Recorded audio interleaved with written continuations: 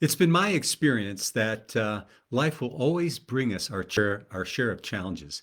In fact, I've often thought that the bigger the project or the breakthrough that we're working on in our life, oftentimes the bigger the obstacle is. But the question for ourselves that we can always ask is, do we want to be a victim to the situation or do we want to be an owner? Hi, everyone. Chris Natzke here with Black Belt Leadership Speaking and Coaching with your Mind of a Champion tip of the week. Do you want to be a victim or do you want to be an owner? I first heard that question several years ago when I was attending a life changing seminar by transformational coach Steve Chandler. And he basically asked us that question of the things that are happening in your life right now, you are always at a choice point. And you can be a victim, you can blame others, you can, sulk as to why things are so difficult for you, or you can take ownership for the situation that you helped create, promote, or allow, and you can do something positive with it. I've always thought that those were some amazing words of wisdom. Now, they're not always easy to follow.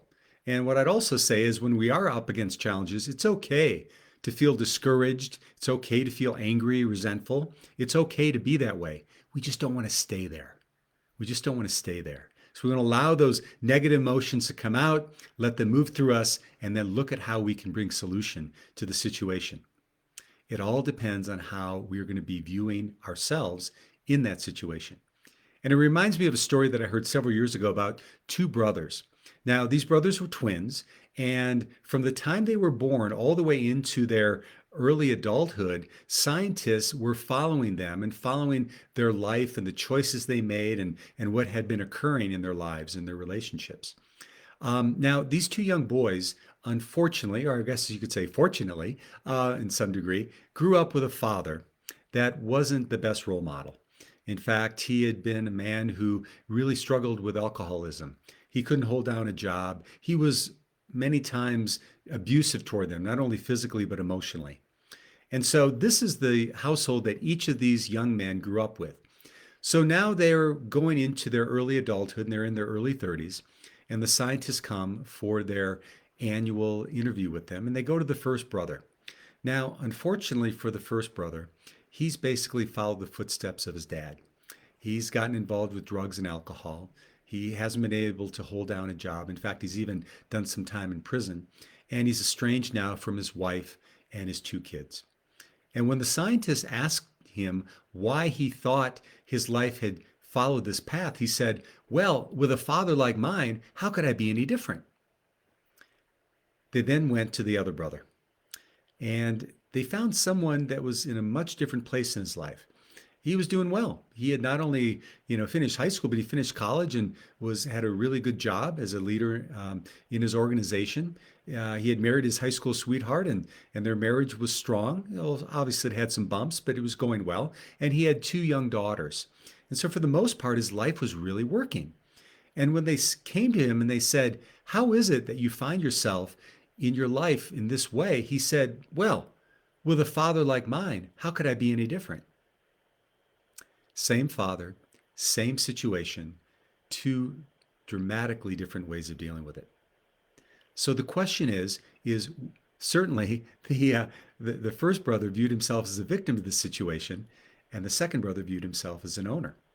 It's easy when things are challenging to ask ourselves, why is this happening to me? Why does that person always do this? Why can't I ever catch a break? And the unfortunate thing with that is if we stay there, we're going to continue to experience those same stripes each and every day in our lives. At least that's my belief. So what can we do about it? Well, I also believe that there's great power in the questions that we ask ourselves. So I'm going to give you 3 questions that I think can help spur our minds and our souls to move from victimhood to ownership when we're dealing with challenges. And the first one is ask yourself simply, what's really happening here? What's really happening here? What's occurring without my story? Because it's often been said there's what happens to us, and then there's the meaning that we put to it. So certainly the first brother, he wasn't able to get beyond what had occurred in his life to just say what's really happening here. So when you're dealing with challenges, when I'm dealing with challenges, what we want to do is step away, pause, take a breath, and kind of look at the situation for what it really is. because many times we'll find that the greatest degree of upset that we're feeling comes with the way that we're coloring that situation in our mind and the way that we're, even our past situations, we're projecting onto that. So ask yourself, what's really happening here, and get real with yourself. Number two is ask yourself, what role did I play in creating this situation? What did I help create, promote, or allow? You see, when we're able to do that, sometimes it's not a good or an easy answer to hear. But what it does is it kind of takes our power back and say, wow, yeah, the way I was showing up caused this to happen. The way that I was, presenting myself or allowing myself to be treated in a certain way, it caused the situation to happen. So, what was your role? What did you do to create, promote, and allow that situation from occurring? And then finally, the next question and the final question is what's your next right move? What's your next right move? Many times we can feel ourselves move into victimhood because we just don't know what next step to take. And sometimes we may not.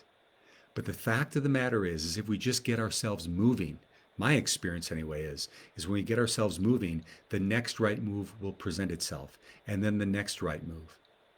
When I was doing my studies in spiritual psychology at the University of Santa Monica, our professors, Ron and Mary Holnick, would often say that God, or spirit, or the universe, whatever you want to say, meets us at the point of action.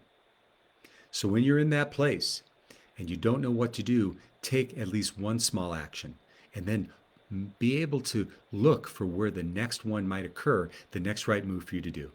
So there you have it, my friends. There's 3 questions to ask yourself when you find yourself, maybe you're feeling a little victim-y, right? We've all been there. And 3 questions you can ask yourself to help move you from that place of victimhood into ownership, and from ownership into thriving. So thanks so much for watching. This has been Chris Natzke with Black Belt Leadership Speaking and Coaching, and we'll see you next time on the Mind of a Champion Tip of the Week.